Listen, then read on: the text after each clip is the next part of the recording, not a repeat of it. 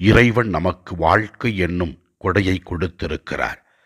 இந்த வாழ்க்கை என்னும் கொடையை நாம் இறைவனுக்காக பயன்படுத்தும் பொழுதும், இறைவனுக்காக நாம் பணியை செய்யும் பொழுதும் நாம் நிறைவாக ஆசீர்வதிக்கப்படுவோம் என்றும், அதன் மூலமாக இறைவன் நமக்கு பல நல்ல செயல்களை செய்வார் என்று 1 கொரிந்தியர் 15ஆம் அதிகாரம் 58ஆம் இறை வார்த்தையிலே தெல்லம் தெளிவாக விளக்கி கூறுகின்றார்.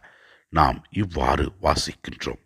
எனவே என் அன்பார்ந்த சகோதர சகோதரிகளே, உறுதியோடு இருங்கள், நிலையாய் நில்லுங்கள். ஆண்டவருக்காக நீங்கள் உழைப்பது வீண் போகாது என்பதை அறிந்து ஆண்டவரின் பணியை இன்னும் அதிகமாக எப்போதும் செய்யுங்கள் என்று கூறுகிறது.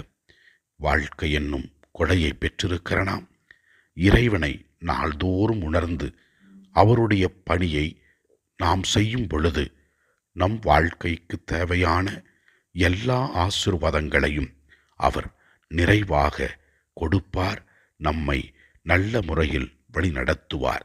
எனவே ஆண்டவரை நோக்கி, ஆண்டவரை நம் உள்ளத்தில் இருத்தி அவர் கூறிய வார்த்தைகளை சொல்லி ஜெபிப்போம்.